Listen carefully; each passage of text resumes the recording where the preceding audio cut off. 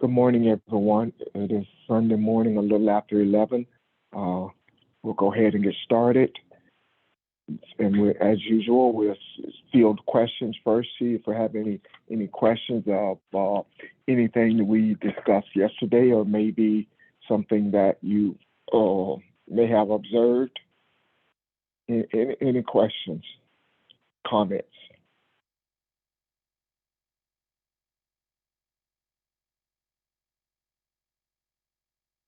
Well, I will tell you an observation I had. I've never been to Las Vegas, but I know it is a city that was built in a desert.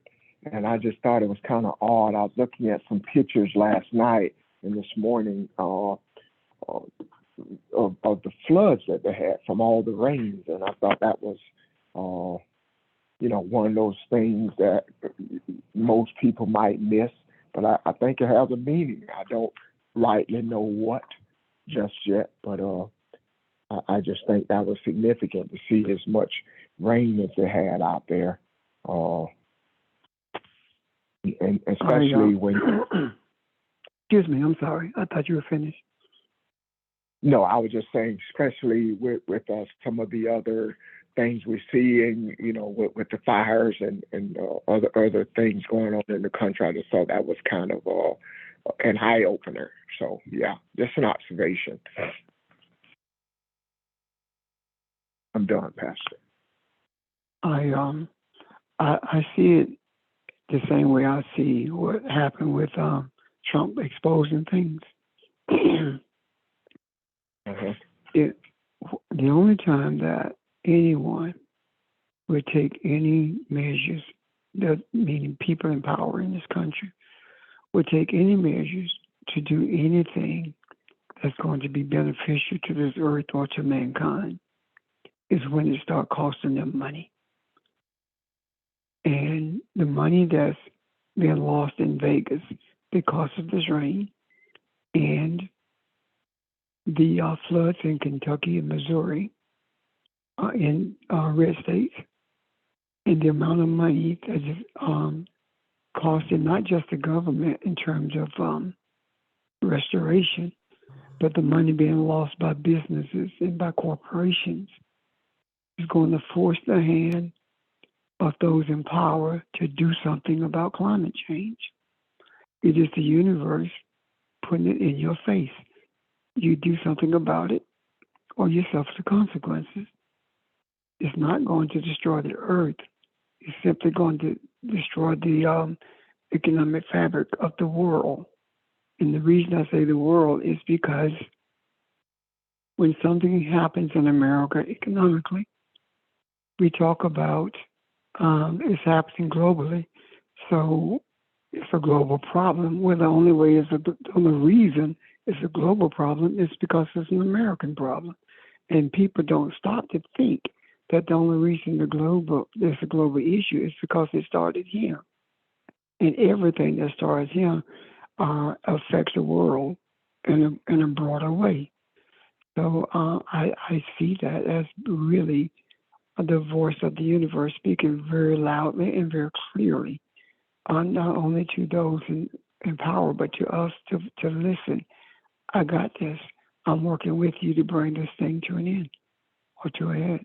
That's it. Thank you. Hope it makes sense. It does make sense. Uh, yeah. Questions or comments, y'all? But you're right. We have floods in several states. We have fires going on. It just seems the environment. It just seems chaotic sometimes. So, thank you.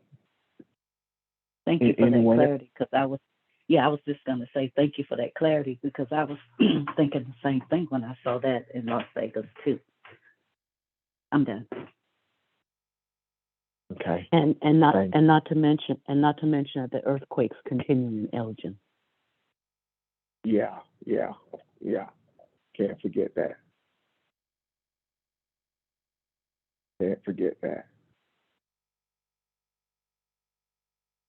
So, anything else? Any questions or comments, guys?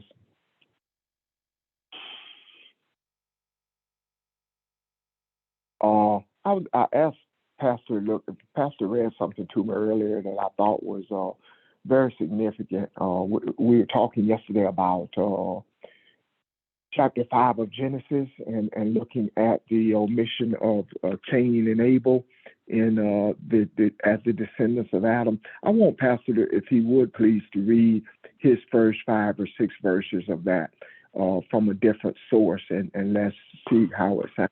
I'm going to read this first, and then I'll let him read it here if he will. I'm of course, reading from the New American Standard. And it says, this is the book of the generation of Adam in the days when God created man. He made him in the likeness of God. He created them male and female, and he blessed them and named them man in the day when they were created. When Adam had lived 130 years, he became the father of a son and his likeness, his own likeness, and according to his image, and he named him Seth. Then the days of Adam, after he became the father of Seth, were 800 years, and he had other sons and daughters. So all the days of Adam that Adam lived were 930 years, and he died. And that's chapter 5, verses 1 through 5. Okay. This is the closest I've ever seen to the original the text that has been translated into English. This is from Benner's translation of the Torah. This is the scroll of the birthings of the human in the day Elohim shaped the human. In the likeness of Elohim, he made him. Male and female, he shaped them, and he exalted them, and he called out their title human in the day he shaped them. And the human lived 30 and 100 years, and he caused to bring forth in his likeness, like his image, and he called out his title Seth. And the days of the human after his causing to bring forth were 800 years, and he caused to bring forth sons and daughters. And all the days of the human which he lived were 939 and 30 years, and he died. That's it. Thank you. You see how that reads different?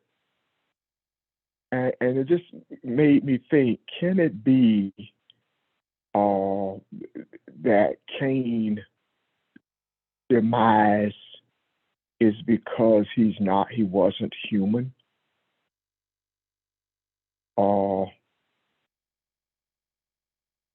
And go ahead. I'm sorry. Go ahead. No, I want to know what you think of that. Because it kind of gives the whole thing a different meaning to me, or makes me see it differently, I guess. But I could be wrong. I see it as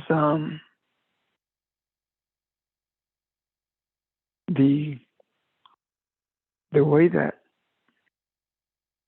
Abel and Cain, the principles of the two, were not in keeping with what the human was created to be. And the reason they were omitted here is because the discussion was about the human. And is Adam, this human, was not a physical man in the way we are talking about that man. He was not talking about all humans dying. What he was talking about when he said that, and the human died, 130, I think it was, whatever it is. I see that as it's saying that the principle of humanity died.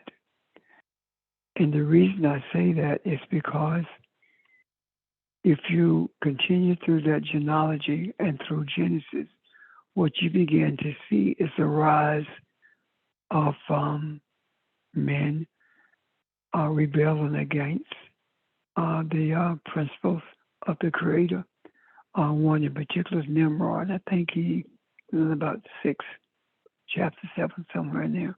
And then we see the rebellion got so great until the Noah, which means rest and peace, built a ship, a boat, or whatever, and the earth was cleansed. So what I'm beginning to see here is that there was a not a recharging, a cleansing of the thoughts of the human, and in doing that, it gave opportunity for that human to bounce between believing what he was taught about himself and making having thoughts of what he wanted to be as opposed to what he was created to be. And that's where we began to see the battles that's taking place. That's where we began to see the cleansing. I see this omission of Cain and Abel as no different than the cleansing that was spoken of through Noah. What I'm saying is that this genealogy actually cleans the principles of Cain and Abel and gives a fresh start to that sense of balance that we saw in Seth. And right after that, the concept of what the human was supposed to be began to diminish. And if you read from that point of the dying in that 5th chapter, you will see that the concept of the human as pictured by its creator started waning and started decreasing, and men began to introduce whatever they believe things ought to be, and they developed a greater affection for the things that they could create with their hands. They developed a greater affection for idolatry than they did for divinity, and this plays into the rest of the scriptures, especially in the Old Testament. It is a battle. The Old Testament is a battle between the material images that shared affection, the affection that man should have had for its creator, and we get out of all of that. I am a jealous God, and we see the reason the jealousy is there in this Old Testament. And if you think about the journey of the Old Testament, it starts with Abraham, quasi friend of God, and then it goes to the battle between holding on to that relationship. Abraham's sons hold on to that relationship and submitting to other things. So I hope I'm not being confusing, but what I'm trying to say, I suppose, is that the whole New Old Testament is a conflict within man, within the human fighting to hold on to what it don't know the truth to be, but at the same time creating its own truth and having to wage war with that internally. I hope that's clear, if not, ask me some questions.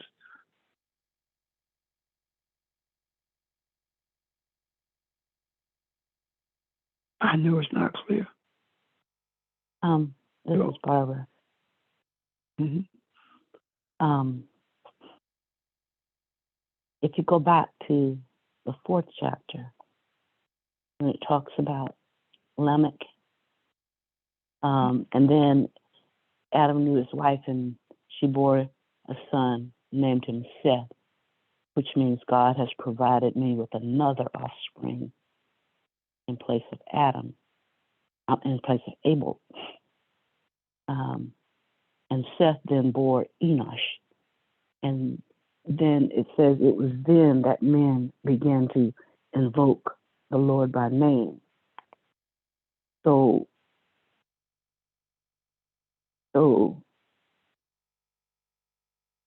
Seth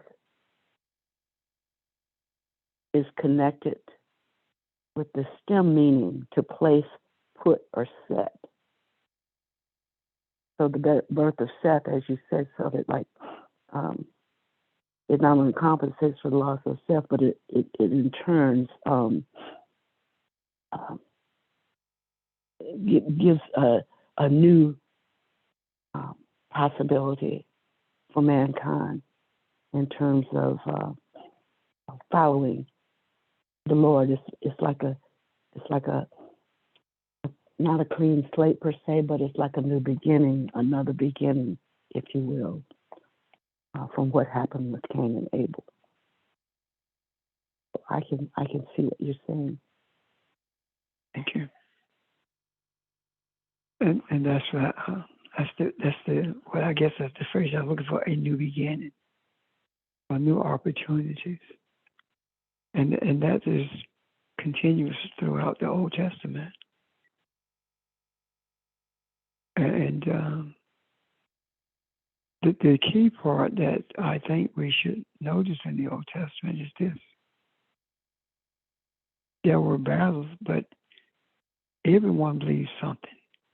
Even though it may have been idolatry, they knew that there was something greater than them.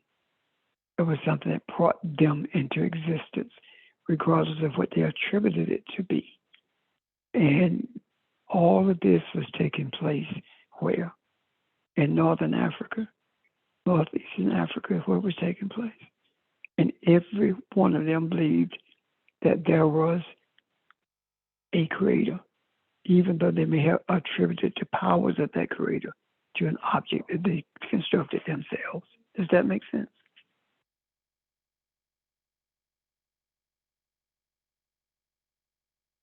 Yeah. I have a question.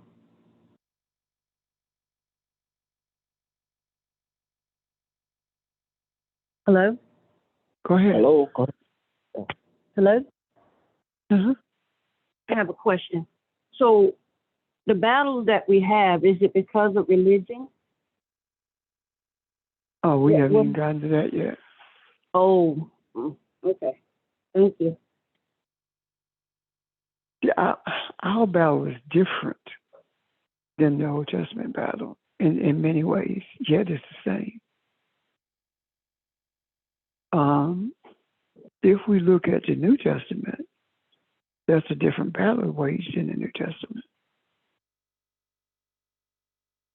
The battle that's waged in the New Testament is not a battle of whether or not someone believes that something is greater than them, even though they may attribute it to idolatry. In the New Testament, the battle is waged between non-believers who believed in nothing. The invaders into that part of the world believed in absolutely nothing except conquering. And those are the Romans and the Greeks. They believed in nothing except pillaging the lands that they conquered. And the bridge between the people and the Creator had been compromised when the Romans compromised the priests and appointed the priesthood to make sure that everything in the community was in line with what Caesar wanted. And the priests capitulated to that. And some of them did anyway. That's the reason you had Caiaphas and Ananias being priests at the same time, because one was appointed by the Romans and the other one was chosen by the Creator. So what we see here, the differentiation there is that you have a group of people. you have everybody that lives on Tally Adams Road believe in something. Have some of them are making objects to represent that power that they know that exists, and others are saying you're not supposed to make that object. We are supposed to be submissive to our spiritual creator. And then when you get to the New Testament, you have people who has come in from Richland County, from the city of Columbia, and they're saying that none of this stuff makes sense to us, but this is what you're going to do. You're going to keep order regardless of how you have to do it. I don't care what y'all believe. And these are the people who are going to be in charge of making sure that order is kept. All the rest of you priests, you're troublemakers, you out. That's the same principle between the Old and New Testament. The invaders from Columbia into Tally Adams Road, that group of people, the invaders didn't care what they did as long as they did not stop them from pillaging the land. Does that make sense? Yes, Does it I make like it clearer? the area. Yes.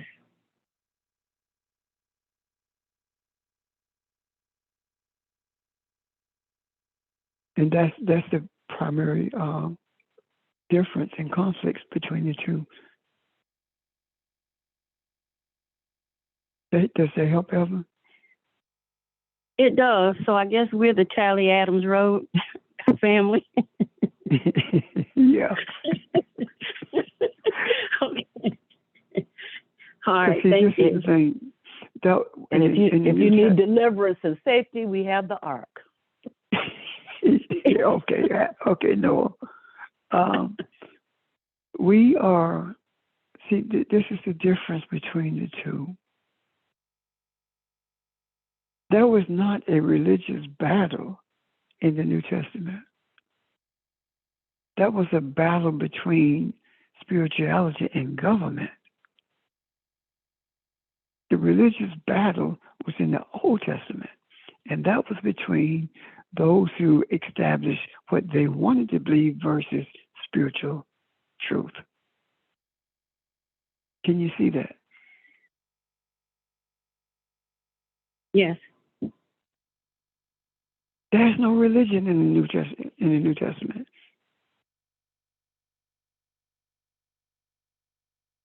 And that is the reason that to this day,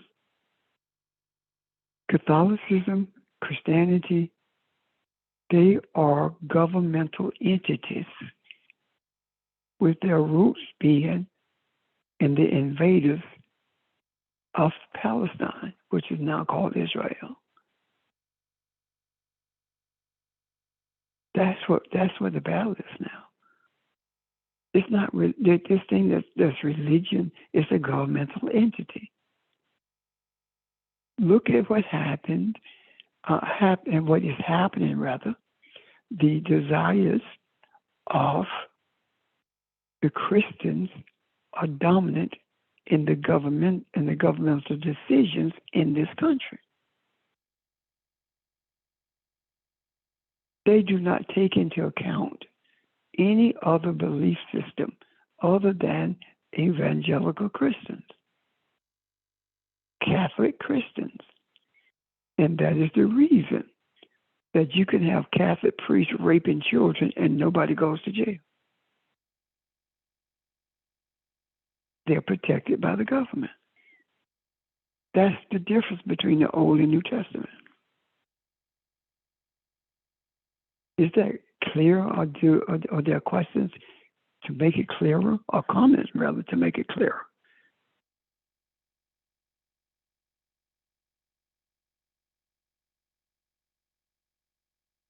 Right? It's clear. Any questions or comments, guys?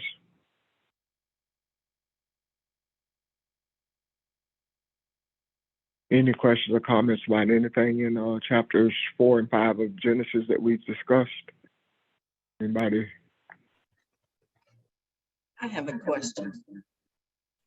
Okay. In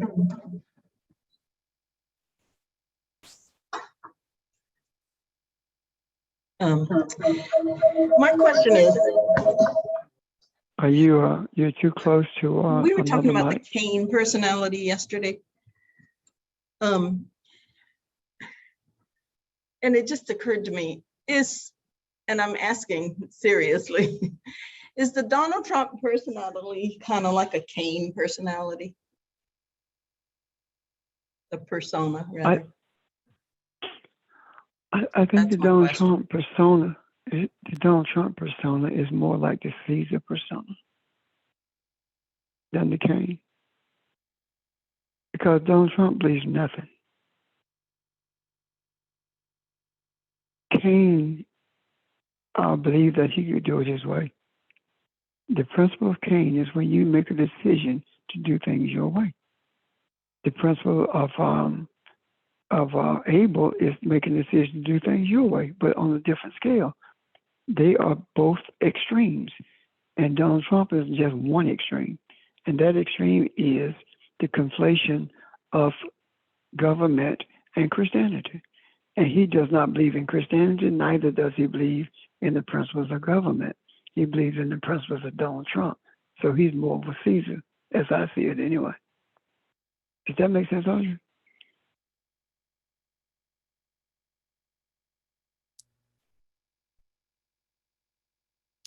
Hello, Is she muted?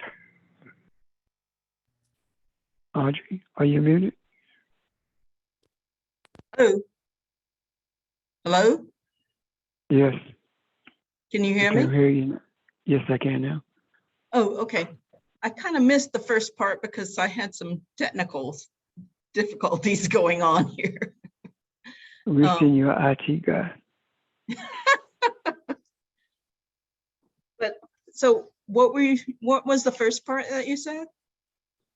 That I don't see Donald Trump as being the persona of Cain or Abel, because both of them were extremes. They believed in spirituality, but they did it their own way. I see Cain as being a believer in spirituality based upon how we do church now.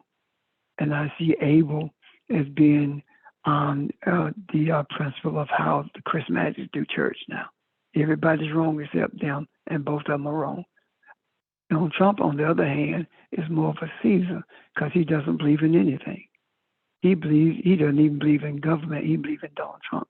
He believes in what the principles of what Donald Trump can accomplish and should be. He does not believe in the governmental principles that are established. Neither does he believe in anything in Scripture. He just believes in himself. So that's more of a Caesar complex than, in my opinion. So, well, it's not my opinion, that's my belief. Because, and if I'm not clear on that, I really appreciate clarity. So how did you see it, Audrey? How does he play in all of this? Who, Donald Trump? Yeah, his Play in this? persona. Oh, his persona plays a major role in this, because his persona and his desire to fashion, create the government in his image, he's exposing not only the weaknesses in this government, but he's also exposing the duplicity, the racism. He's exposing everything in this government that is anti-human. And his role is that of one who exposes everything that is. As a matter of honesty, I do believe that the voice of Donald Trump is the closest thing to the voice of our Creator. Donald Trump is the voice of the universe, more so than any these quote unquote noted speakers from different denominational religions. And the reason I say that is because the universe shows us everything that needs to be changed so we can move in that direction. Who's the person whose voice is exposing that? Donald Trump. No one else is doing that. So that's how I see him, as as extremely important to change. He is probably the most prolific person on this earth who can bring about change by way of creating an atmosphere of division, thus exposing everything that divides us. Does that make sense? Yes.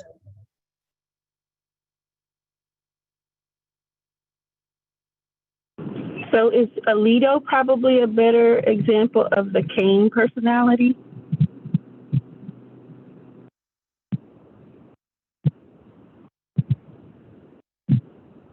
The justice?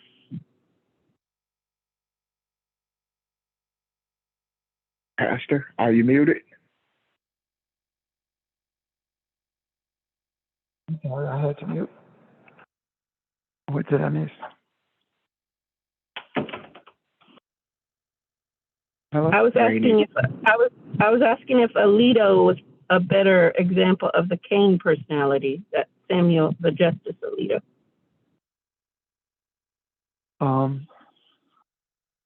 I think his personality is highly reflective of the personality of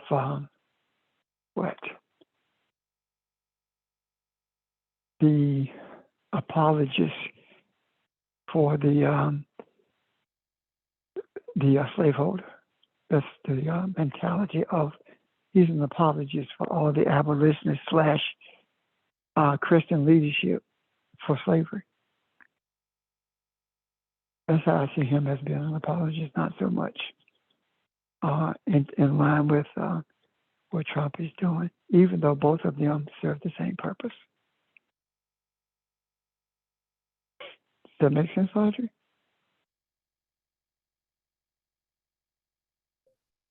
Hello? I think that was Rainier. Oh, are you? Oh, y'all sound like, okay, like all those look alike. He actually made that statement in Rome, remember? It was in Rome. Well, most of you may not have read. Yeah, that's why I asked, because he did it. Yeah. Yeah. Now you sound like Rainier. Okay. Anyone else? Ron? See, I see. For one, I'm glad you made a point of actually showing us a better view of Abel as well, because neither one of them. We readily see that in Cain, but we have been taught and believe that what he did was the right version, but neither one of them was able to bring about balance on their own.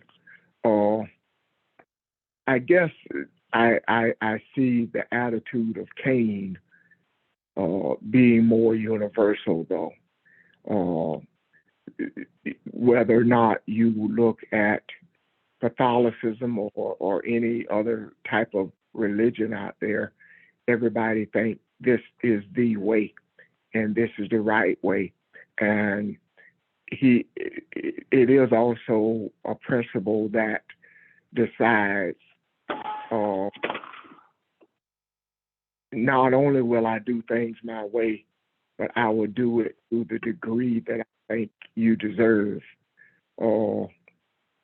Meaning that I don't necessarily give 100% of being a husband or being a son or being a student. I give what I care to give or what I think you deserve or whatever, however you want to look at that. So that to me is a more universal attitude that we see now, especially in America, and especially through religion. So when we talk about a Cain attitude, there are a lot of examples of it. that, in my opinion, I guess, from what if I'm understanding the principle in the right way. I can agree with that because it is more prevalent than the attitude of Abel. The attitude of Abel, the principle of Abel, came into existence with people like Oral Roberts and the crowd out in Oklahoma and Tulsa. Uh-huh. It actually didn't start in Tulsa. It started in Central Texas, but it's more in line with that movement, a charismatic movement. And keep in mind that the charismatic movement did not come from the evangelical church, nor did it come from those who are pushing it so hard now. The charismatic movement came from Azusa Street in Los Angeles. That when the Azusa Street revival in Los Angeles, this was a group of people who were firm believers in the scriptures, even though they didn't see as much as we have been shown. They saw enough to know that the power of the scripture was vested in them, and they were able to do what the scripture said they could do. And from that Azusa Street revival grew to a charismatic movement. And the reason it grew so rapidly is because there was a transition made, a transformation rather. They transformed it from being spiritual focused unto being materially focused. And the materially focus of it was the man of God is supposed to be wealthy, and they saw the potential for wealth in it, and that's why they took it over from Azusa Street. And they will reference Azusa Street every now and then when they're talking about the origin of the charismatic movement, but they do not tell you what the Azusa Street revival involved. So you're right in that with Cain. Does I see the same thing you see? I should say, in terms of what's major in this world, in terms of the major religious aspects, I should say, and versus the charismatic Abel aspects of it. Can you see that? Yes, sir, I do. Does that make sense, everybody? Anybody? Questions or comments?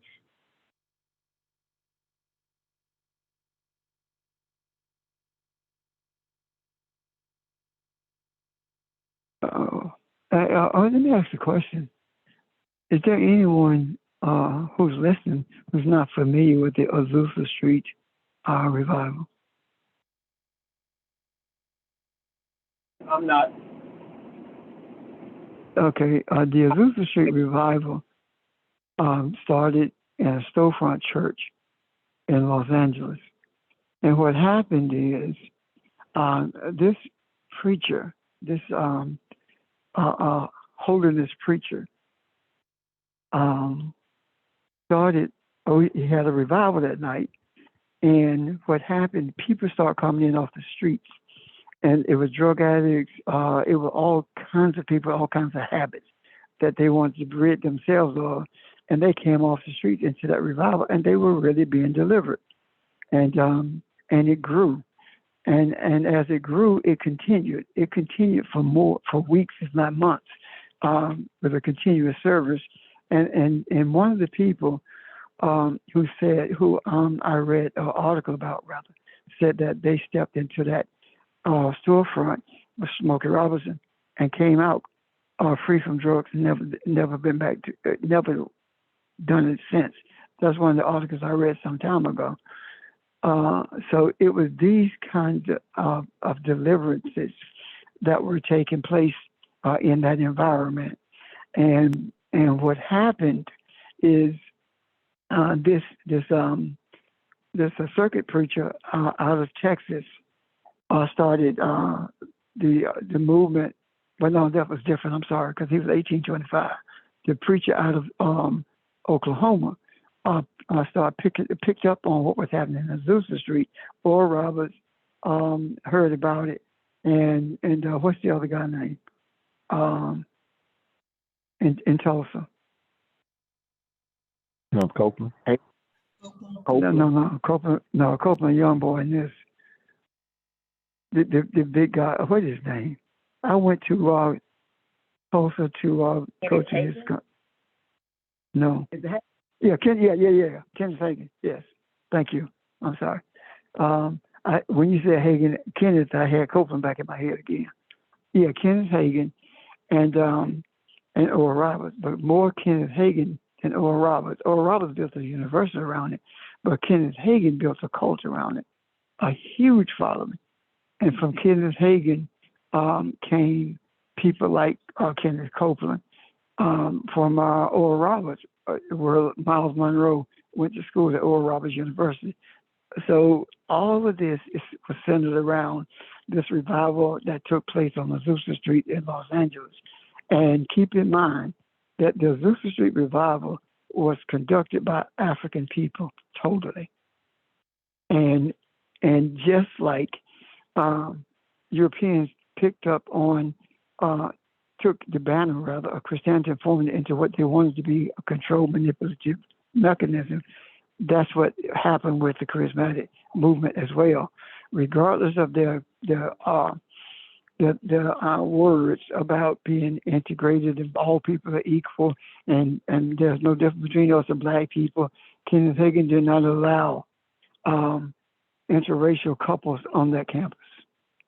And the reason I know that because I was there. So the words that they speak and the actions that they present are totally different. It's just as they are today. And that's how I see that. That is the able thing. And I see that what happened is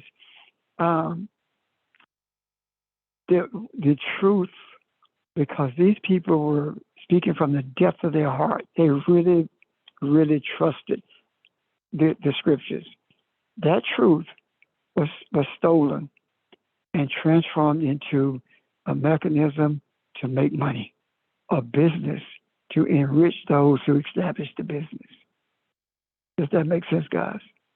And to the one who said you never heard of it, I hope that helps you. If not, to get greater clarity, Google Azusa, A-Z-U-A Street Revival. Yeah, I understand. Okay. Right. You're welcome. Anyone else? Back to you, Ron. Okay.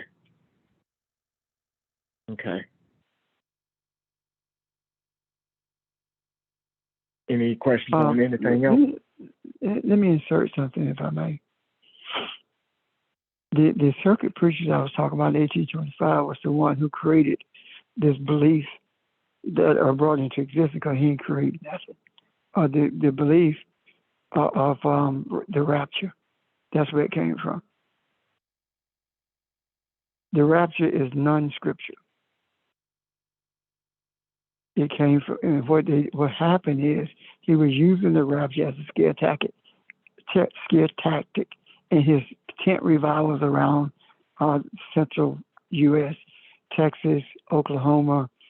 Then he started moving towards the east into places like Kentucky, preaching this concept of rapture. And the reason he did it is because the first time that he preached it, he got such a tremendous response to it, and people bought into it until he continued teaching that across the country. And it filtered into evangelical settings. The reason it filtered into them is because they saw the drawing power of it. And the same way that the charismatic music, the charismatic teachings filtered into the evangelical churches, and they called them, what was it, the Church of the Young or something like that. You know, the young church that they have at First Baptist in Summer. Most of them have that where they come into the hangar and they have a different type of setting, and the preacher, the youth preacher, delivers the message, and the music is the same as it is in the charismatic church. They saw that as drawing power. So it's no different than having having on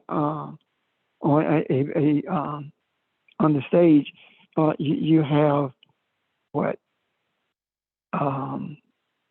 You have a rapper on the stage, and that rapper is on that stage in order to entertain until the main person comes out, and that's Beyonce. So they bring that in because they want to draw young people in. But now it's not working. It's not working because even though they did that, the kids begun to see the duplicity and the racism and the misogynist attitudes of the ones who were perpetuating that, and they walked away from it. I'm done.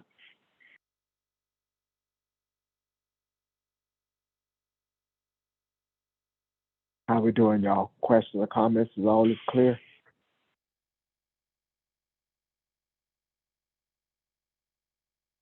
I have a question. So, Pastor Jay, where are we now?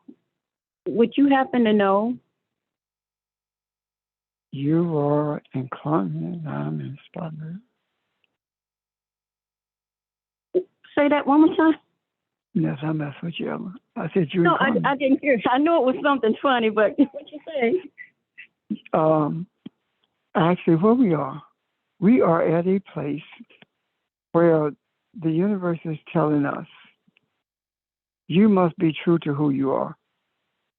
And the reason you must be is because in your daily experiences, you're going to be confronted with circumstances that you're not going to have time to wait until Saturday, Sunday, or Monday to figure out how to deal with it. You're going to have to deal with it right there on the spot immediately. And the way you prepare yourself to do that is by knowing who you are. And I don't mean just knowing that I am Elohim, but knowing what that means. Knowing that you are inherent power in this earth that has been charged with bringing about change to this earth.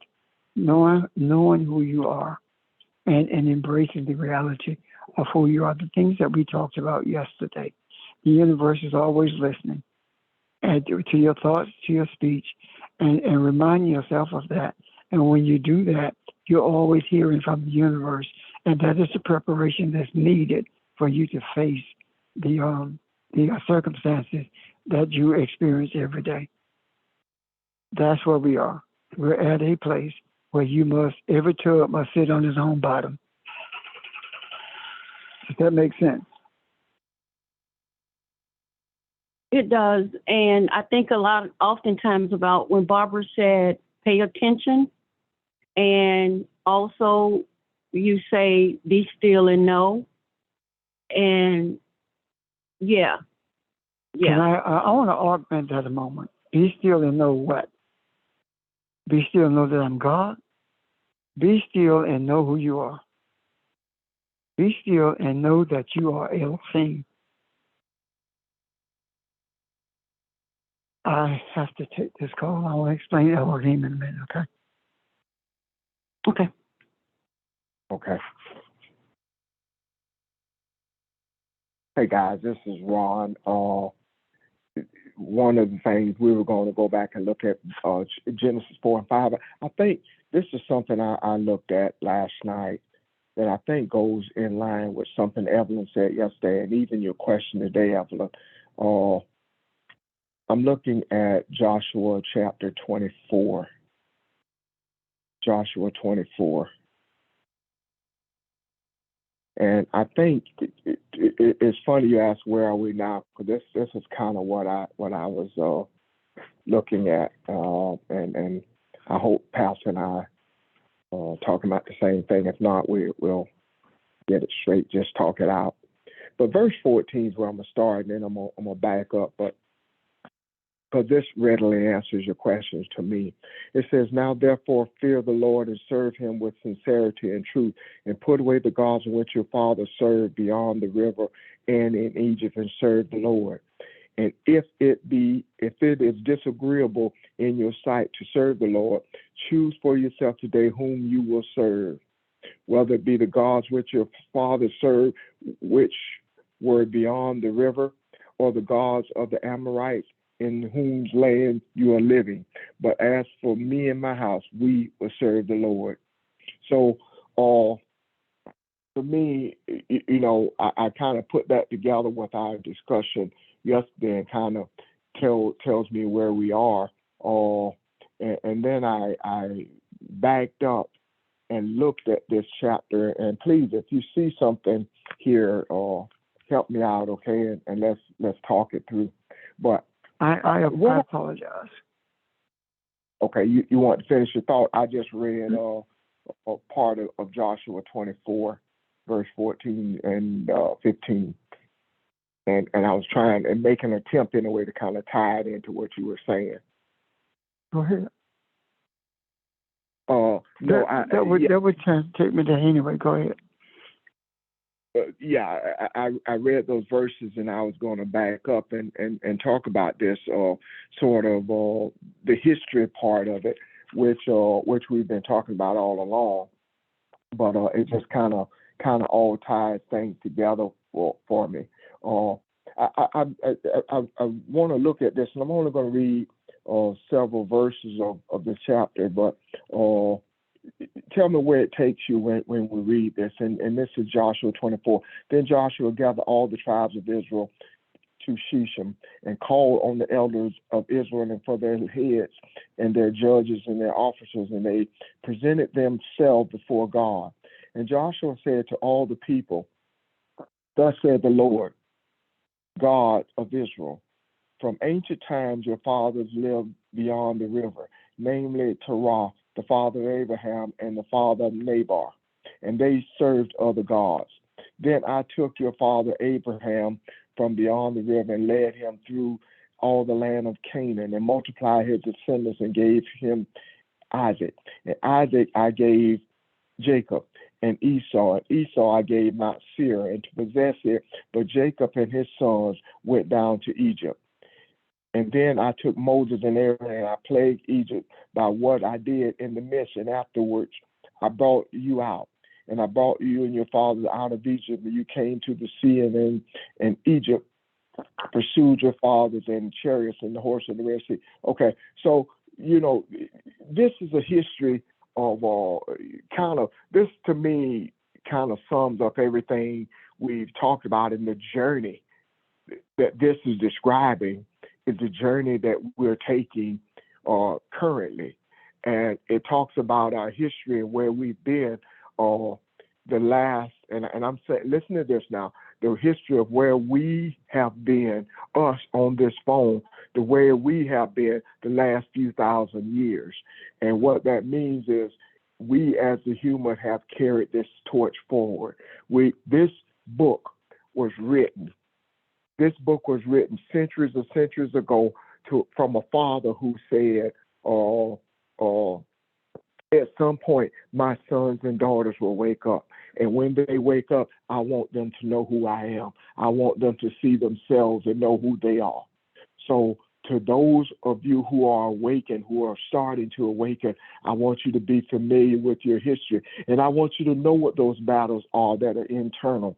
Like, for example, look at verse 11. And you crossed the Jordan and came to Jericho, and the citizens of Jericho fought against you, and the Amorites and the Perizzites and the Canaanites and the Hittites and the Jebusites and the Hivites and the Jebusites. Then I gave them into your hand. In other words, all these internal battles that you're having, all these times you're second guessing, all these times you're looking at the religious principles that you thought were correct, that you were moving in the right direction. You're having a hard time uprooting those things because you're all in. You've always been all in.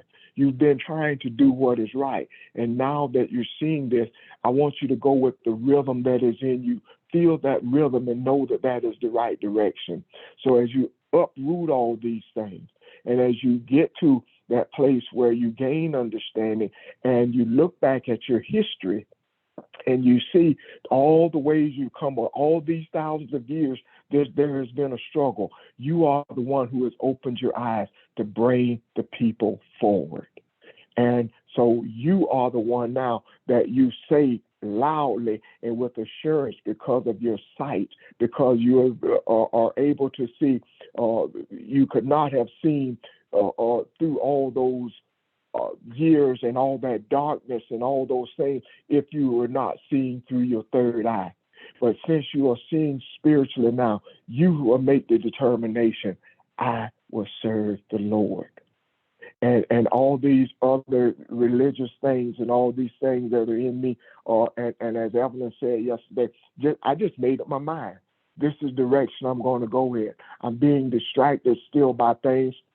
I still have the voices inside of me still ebb and flow. They're not as strong as they used to be. I'm seeing it, but I have made a decision of who I am. And this is the direction I'm going in. That just when you ask that question, this is what came to mind to me. So I hope this makes sense to you.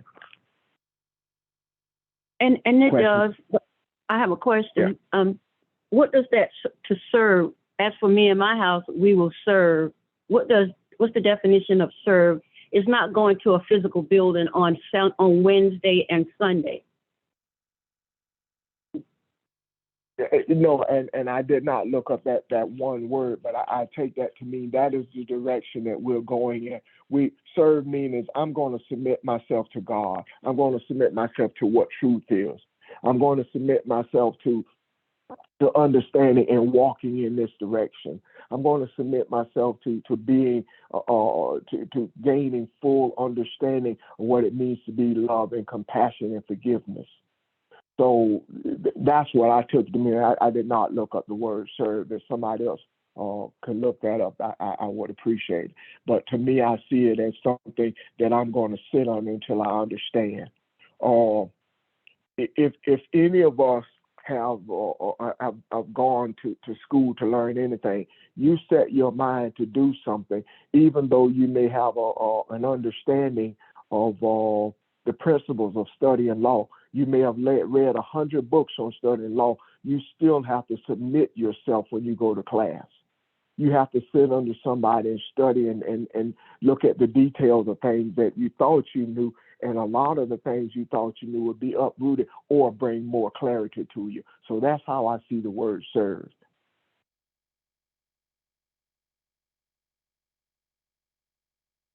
That makes sense. Makes sense. I'm sorry. Okay, good. Pastor, were you about to say something? That and Yahweh Elohim fashioned man from the dirt of the ground. What does that mean in relationship to what you just read?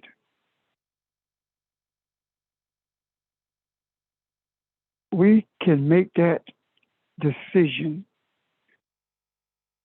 and live up to it because Yahweh fashioned the human from the dirt of the ground. From the consciousness of this atmosphere, the human was brought into existence, Yahweh, with the power to be expressive and to live the principles of its creation. Yahweh Elohim means existence. Elohim means power. You exist. You are fashioned to exist with the power to bring into this earth consciousness, the consciousness of spirituality. That's what you were brought here to do. When Evelyn says, I have made a decision, what I hear, I'm not saying what she's saying, but what I hear is, I have made a decision to embrace the reality of my existence and not only the reality of my existence, but the reality that I have the inherent power to walk in the statutes of my Creator and to teach them to others by virtue of how I treat them, how I respond to them, and how I respond to their questions, how I respond to the adversity that they present to me. Does that make sense? Yes, and yes, you're 100%. Yes, sir. that's how I see this thing with Joshua. As for me and my household, you got to make your decision. It's not Joshua or just not James Richard talking about Clark and Imani and Keisha Craig and Meek. It's not that. It's you making that decision about what's in your household, meaning internal, not your body, but what's in your soul. Because your soul is the makeup of your body, your breath, everything about you is that soul making that decision. And that is why things resonate so deeply with you when you make that decision to do it. And when we talk about having a gut feeling, that according to the Hebrew, the intestine is the place of your unconsciousness. That's where your unconscious decisions come from. That's where those things that you have not been aware of comes from. And we say, where did that come from? I never read that. I never thought that. That's the seat of your unconsciousness. And in the bed of your unconsciousness is all of those things that you have been created with for the purpose of being, of embracing rather, your existence and the power that you are for the benefit of humanity.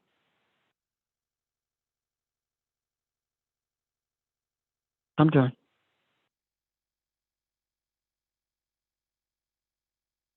Makes sense, y'all. That word serve talks about to be a bondsman or to be a servant or to be a slave to. In other words, I guess how I see that is, again, what we've already discussed and talked about in the last few years. We have walked and moved to a point where we have individually and collectively made the decision to do whatever it takes to get to a place of understanding. So whatever this costs me, whatever Ron has to give up, and each, and as Pastor said, my house says this has to be an individual decision for each and every one of us. So we will serve the Lord. We will do whatever it takes to understand who we are. So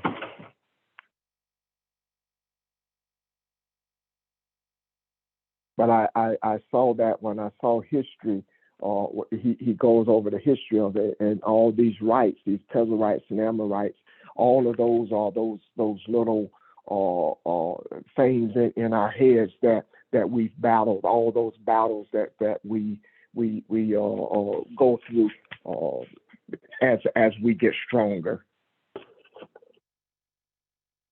And the reason why they're battles, the reason why they're so close to us, and if you go back and look at the Noah's journey and see the three sons of Noah, these Amorites and Hittites, all of those came out of that. All of these people lived in Canaan, so they were people. They were part of the awareness and consciousness from the land of Canaan, which was Ham's son or Noah's grandson. So these battles or these principles are close to you, and that's why they're so hard to discard. They've become a part of us, and so that's where the battle is, and why things are so difficult at times, why there's so many ebbs and flows. But I think it's a good indicator to show us where we are. Questions or comments?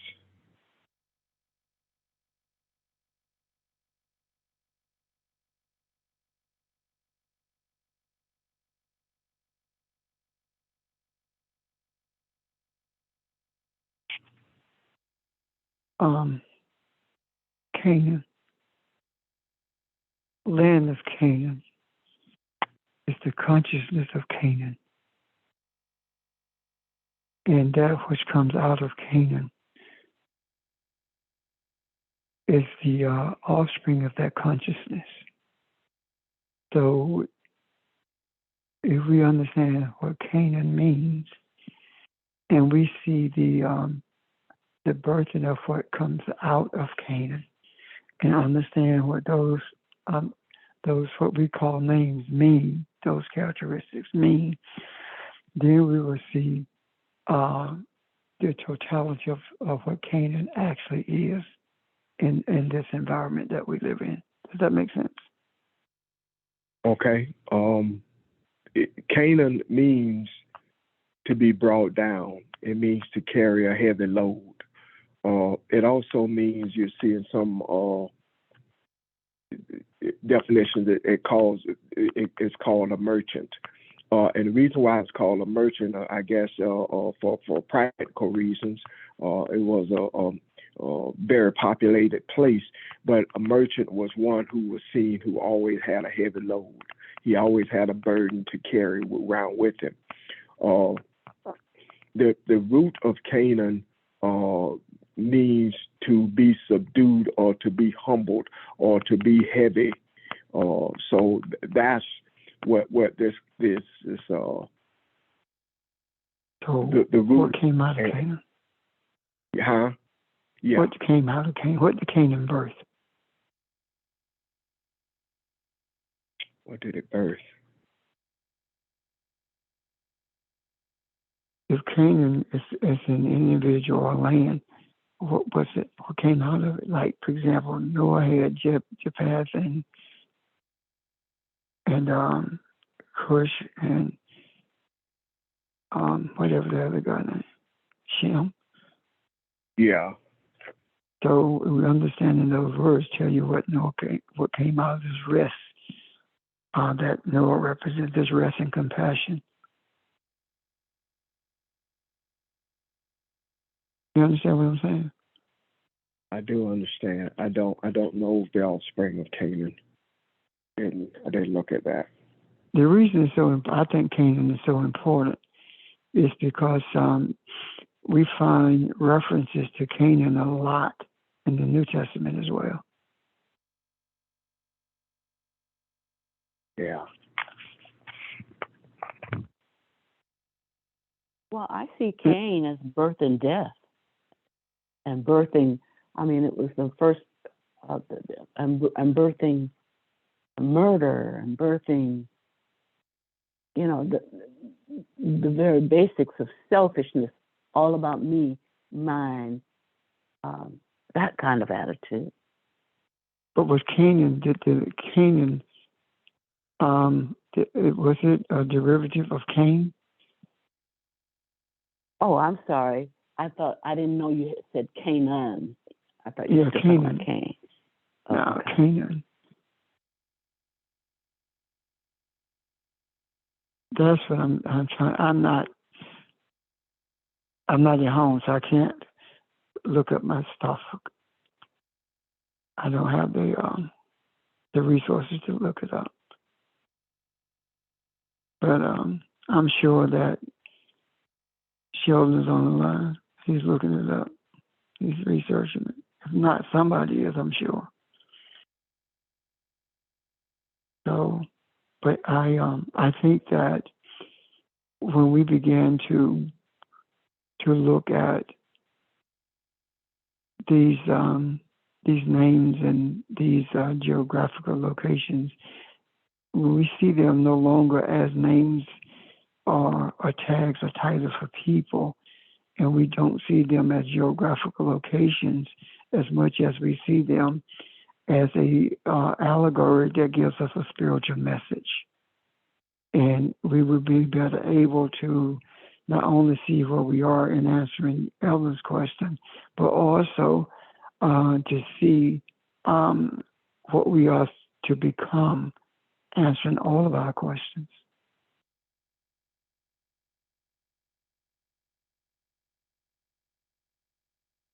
That chapter where Noah curses supposedly Cush, which it wasn't. I want, if you can find that verse, would you read it, please, someone?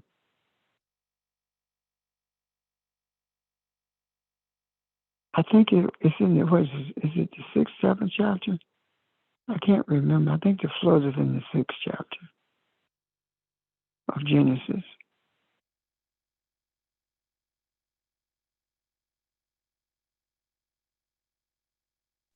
What are we looking for again? Looking for the chapter and verse where Noah supposedly curses Cain.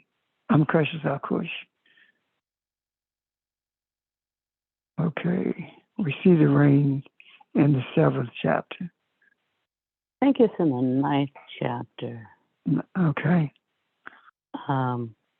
Yeah, 9:25.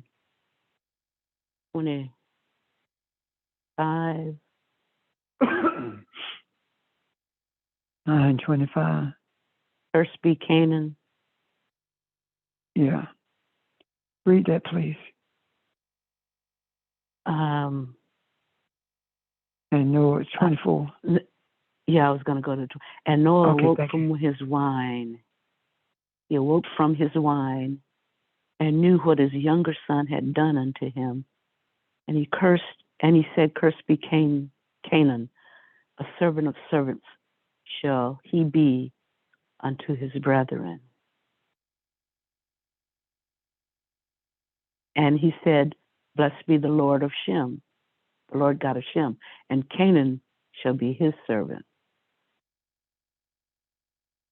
God shall enlarge Japheth, and he shall dwell in the tents of Shem, and Canaan shall be his servant. So that's the 24 through the 27. So the key to this is understanding the meaning of Canaan, I do believe.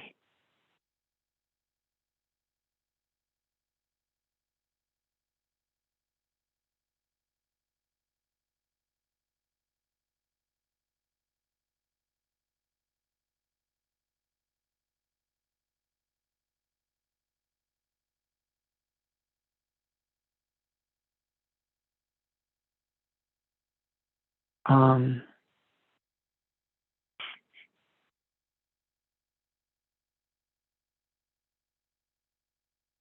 So far, with the word Canaan, I'm saying over and over again to be brought down, subdued, humble. That's brought down by a heavy A heavy load, yeah. Yeah, bring down low. And then from a physical standpoint, it was lowland, and in between two high points, or two higher points, I should say. But looking at it from the more so the metaphorical standpoint, it was definitely aligned more so with as far as being brought down and humble in terms of being brought down to the origin in the sense so that it can grow. Like that's not it's not the beginning and the end. That is just a sense of destruction and burden. That is for some type of course, life to strengthen that as well. okay. I'm looking at the idioms in relationship to that. The idiomatic understanding of the Hebrew is actually, it is said that the Bedouin who are nomads in northern Africa are their culture is closely related to that of the Hebrews of Scripture and to this day. This idea, it says that, you know how it was translated that, or we were taught that the negativeness of the Father was uncovered. The thing that the act that Canaan was supposed to have committed. Are you with me? Yeah. Yes. Okay, well, the idiomatic understanding of that in the Hebrew is that he did not, with this phrase of uncovering the nakedness of his father, is the idiom for what he actually did was have sexual relations with his father's wife. He had intercourse with his mother, and Canaan was the offspring of that. and that is the reason it said that he was spat upon or he was cursed, and the heaviness of what he had done is the burden that he had to carry. So when we look at that, if we look at that from that perspective, and we see that Canaan speaks to a burden bearer or the carrier of a heavy load, that heavy load is not designed to destroy him. That heavy load is designed to humble him. So go ahead. I'm sorry. You said that Canaan, idiomatically, Canaan had sexual relationships. Ham did, and Canaan was the offspring. Oh, okay, gotcha. Yeah. Because Ham was the one, yeah. Yeah, Ham and Canaan was the offspring. I'm back on track. Track. And I don't understand the reason the offspring would have been cursed instead of the curse being upon the one who did it. You know what I'm saying? Yeah. But that heavy load. Go ahead. Unless Ham was already blessed. Yeah, I think so. Back up early in the chapter, he had blessed him already. Well, so he could not retract the blessing. No. So he actually, the curse went to the offspring of the act. So, but again, the curse was not spoken for the purpose of destruction. Neither was the burden that Canaan speaks of. A heavy load was not designed to break him. It was designed to what? Force redirection. Yes. So, what was that? What was said? I said force redirection is the same thing. If all of a sudden one is swimming in the wrong direction, and then all of a sudden they find themselves, they continue to swim in that direction, that they are swimming against the what's the thing called? I just had it in my head. I was about to say it. Against the tide. Yeah, exactly. Swimming against the tide, and it becomes more and more burdensome as you try to head in that direction. However, you find that as soon as you even turn slightly to the left and the right, then that burden lessens, and in a sense, you are directed to be put back on the right course.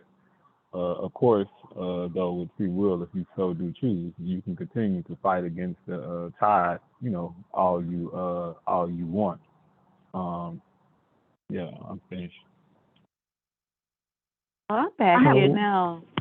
Go ahead. What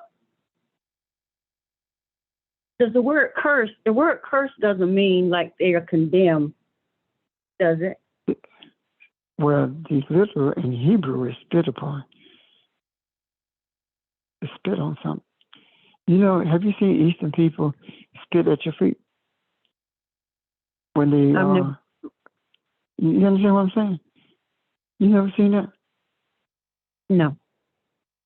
You need to watch some Eastern movies there with Alabama and them folks.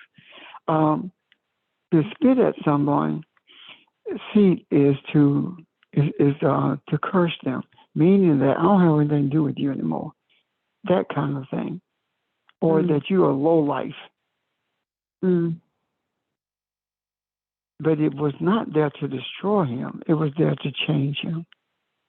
Okay. But now let's back up. Go ahead, when you Ron. think about go ahead. Curse also talks about to hide something or to keep something from you or detach from you. But it also talks about a reinstatement. So if the burden is lifted, or the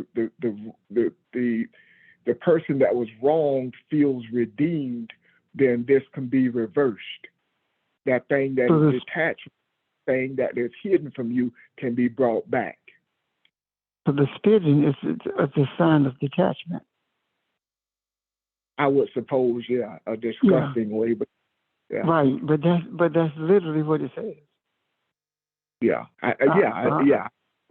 And that's what I was thinking of the idea of spitting, is as if you're trying to disconnect yourself from that person by spitting them out of you in terms of whatever connection you may have.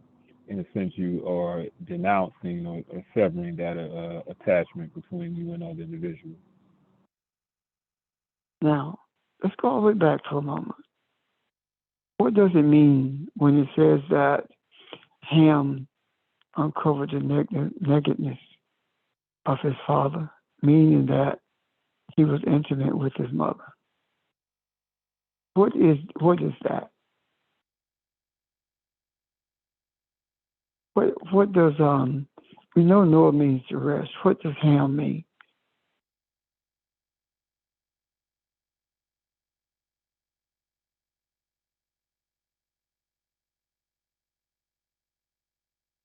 As soon as you get it, just let us know. The reason I'm asking this is because if everything else is an allegory, so is this. So what is the spiritual meaning of what's being stated here? What is the spiritual meaning of this idiom that was being used here? It's the Hebrew word,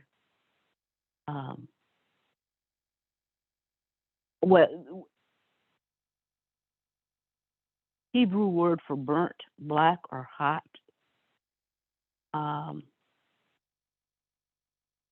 But this has been since the 17th century. Yeah. Probably need to go back further than that. Yeah, the ancient Hebrew. In Hebrew, baby names meaning is hot. Yeah. But what does that mean?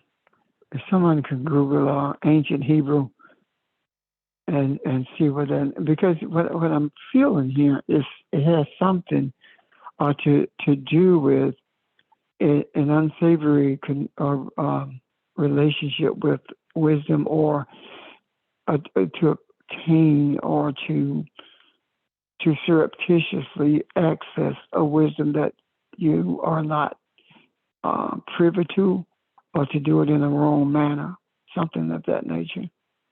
Mm. That's what I'm feeling. That's the road direction that we are being pushed in to understand this, because it has to be more than a physical intercourse with one's mom. You know, it's more than that. And go ahead, Barb. It says he was uncovered in his tent. Now, what happened with Noah was brought on by Noah's actions as it relates to imbibing too much. Right. But see, this is the thing. The tent, it says in Noah's tent, but according to the Bedouin, Native Americans, all other cultures, the tent belongs to the woman, not the man. And so he was uncovered in the tent, which was in the woman's tent. Yeah, and thou shalt not uncover the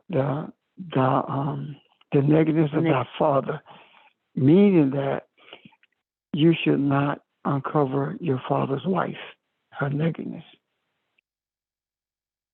Does that?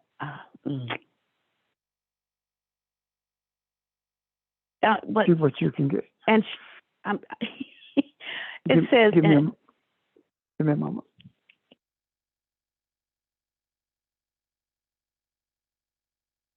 I'm sorry?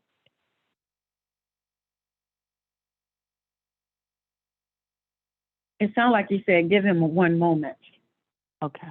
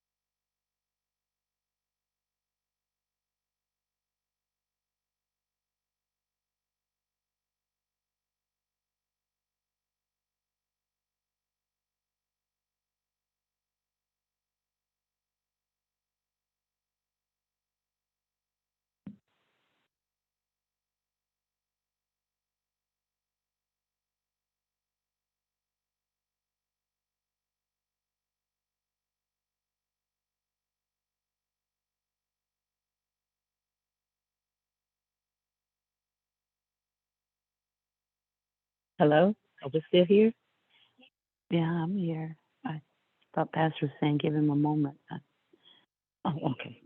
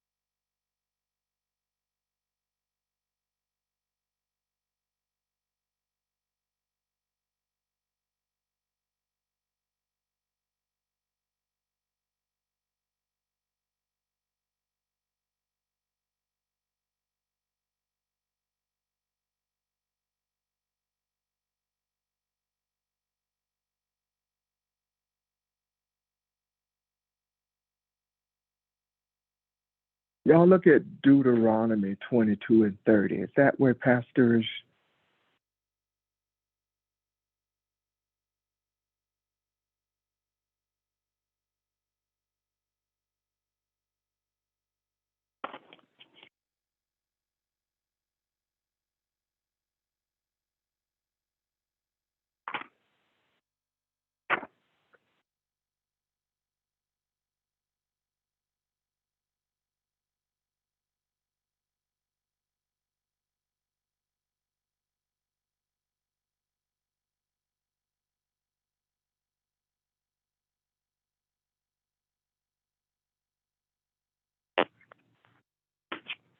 Or maybe this was written afterwards. I don't know. But Okay. It figure seems it out? the one what you're talking about in Deuteronomy seems to relate to the rules regarding sexual relations of a man and a woman who's not married or something like Okay. that. I'm trying to. My desire is to. Although chapter 23 says a man will not take the woman of his father, he will not remove the cover of the wing of his father. The wing of his What's father. that? Deuteronomy what? This is 23:1. Okay.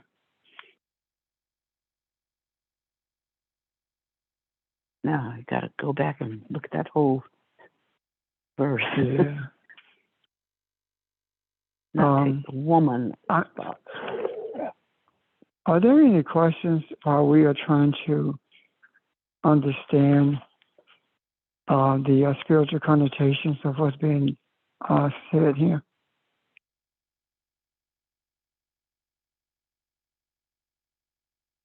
Or is there anyone? Are you guys still on the phone? We're We're here. Okay. Yeah.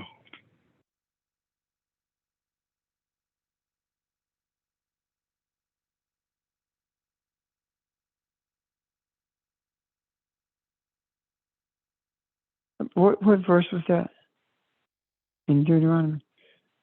Deuteronomy 23:1. Okay, 23:1. Yeah, I like Deuteronomy 22 and 30. I think that answers it more than 23 and 1.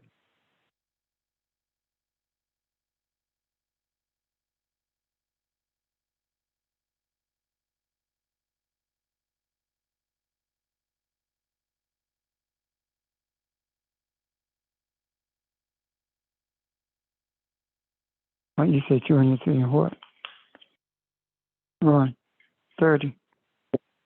Yeah. Okay. Ron, you said 22 and 30 or 23? 22 Because and 23 don't have that. Yeah. Yeah, 22 and 30. Okay, because 23 only got 26.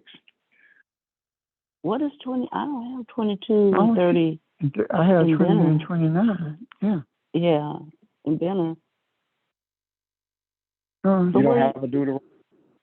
huh? My Deuteronomy 22 and 30 says a man should not take his father's wife, so that he should not uncover his father's skirt.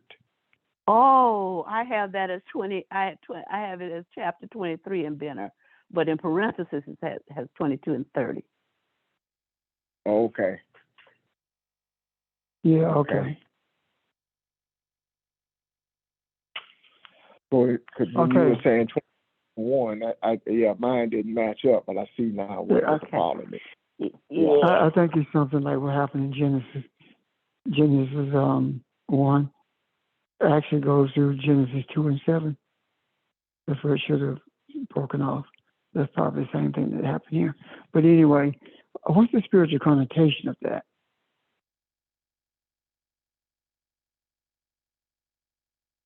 That connection between a builder, the seed of the father, or the seed of a desire.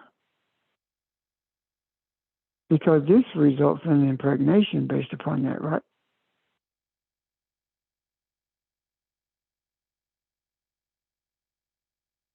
Well, that may be something we have to research more later on. So I would ask if there are other questions that have risen since this discussion began, and if there are other things that you anyone else would like to comment on, present, or raise a question about. So back to you, Ron. Now, if anyone sees it as we talk, that's fine. Let us know, because I'm very much interested in understanding the spiritual connotations of that.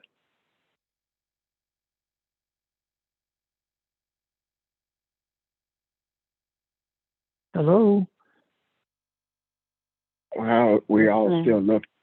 Yeah. Okay, let me go to what I was going to say earlier before I had to get out the phone. When I talked about the Elohim, Yahweh Elohim, what I was talking about, the reason Elohim in some places is interpreted as judge, and the reason Christianity sees it as a judge in terms of a judge in the courtroom is because of the Western way of thinking that derived from the Greek and the Romans, more so the Greeks. That word in the spiritual context of Elohim, it is a judge.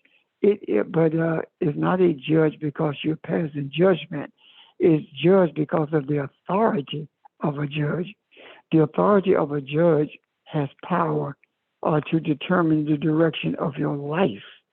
And the power of Elohim has the authority to determine the direction of humanity, of mankind.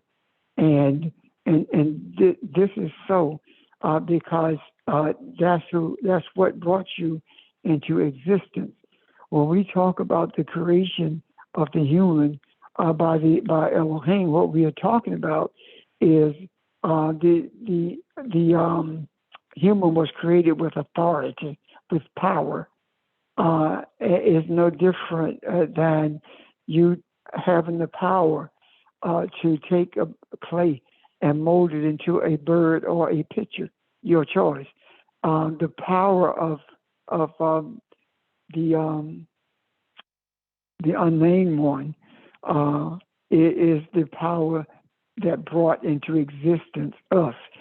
That is the reason when you get to chapter 2 of Genesis, it talks about Yahweh the Elohim, the existing power brought into existence, a molded, a made man from the dirt of the ground.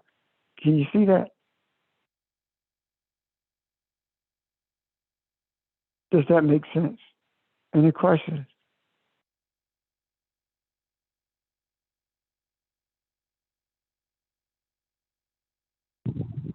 I have found some stuff on Ham when you're ready.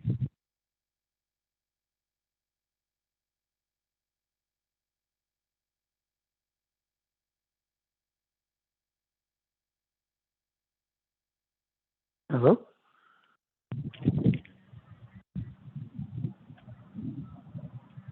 Hello, can you all hear me? Mm-hmm.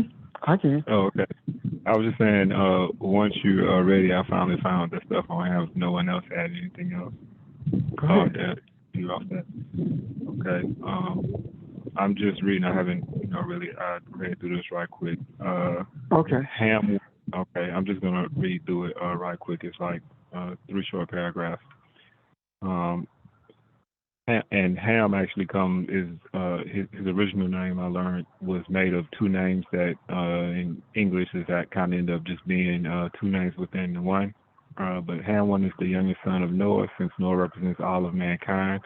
It said Noah's son represent his sons, plural, represent the 3 major categories of human mentality. Shem stands for the mindset that allows a worldview irrespective of the self. In Japheth, mankind developed so-called theory of mind, which is an acknowledgement and appreciation of other people's perspectives. And Ham represents the mind prior to the development of a theory of mind, which in human individuals would end at about 1 year of age. The Hamite mind centers on self-preservation and personal gain, and is the most primitive and most animal of human mentalities. On a national level, the Hamite mind will allow for little more than rudimentary chiefdoms, nationalisms with very little regard for the merits of neighboring states or thoughts about the whole of mankind. When Noah drank of the wine of his vineyard, which refers to mankind's culture, and he became drunk, Ham thought it was amusing, but Japheth and Shem walked in without looking and covered up their father. When Noah awoke, he cursed Ham and declared him the servant of his 2 brothers. I'm finished. Okay. So I'm still trying to understand the allegory there. I think it's going to take more time than we have on the phone to do that. So I maybe agree. what we Yeah, can do is go ahead, Audrey. but he didn't curse Ham, because Ham had other cursed- sons besides Canaan. He just cursed Canaan. Yeah.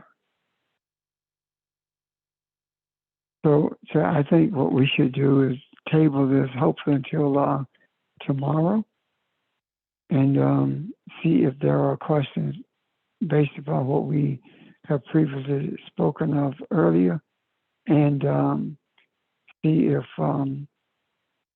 there are comments about anything that we've spoken of earlier.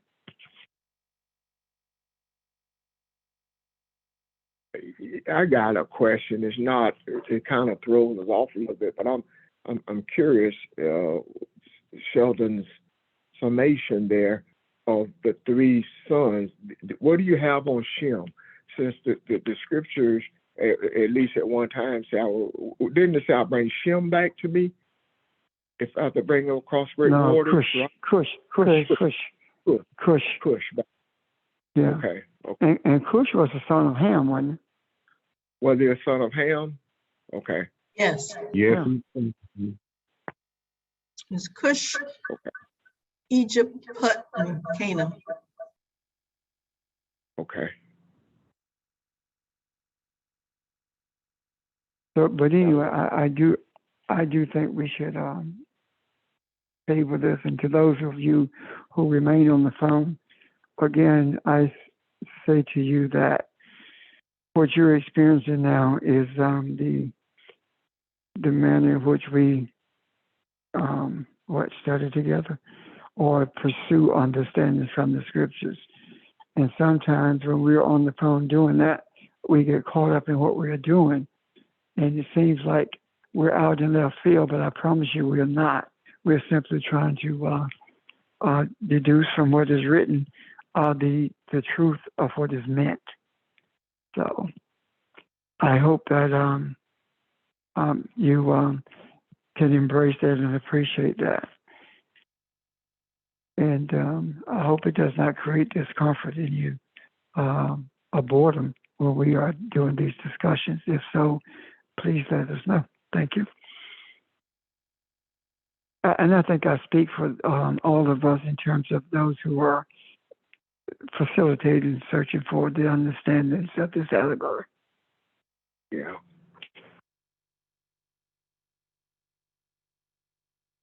So, having said that, Ron, I think that if there are any questions, maybe we should go until tomorrow. Yeah, it's a good place to stop. I mean, questions or comments, anybody? If not, we'll pick up here tomorrow at 6 p.m. Okay? One small Thanks, thing I said tied, but I meant current. That's it. Say what? I said tied, but I meant swimming against the current. I said one small thing. That's Oh, it. okay. Yeah, okay. Yeah. You could rest without saying that. I understand. I need to make sure everyone understood it correctly because tied really didn't make any sense. So I needed to drive the point home. Okay, thank you, sir. Now I can rest peacefully. Yeah. Thank you, Phil. No, I appreciate the clarity. All right. So I'm done. Yeah. All right. Pastor Rich, I'm going to call you for 1 second after we hang up. Okay. All right. Everybody have a good, okay? Have a great day. y'all. Okay.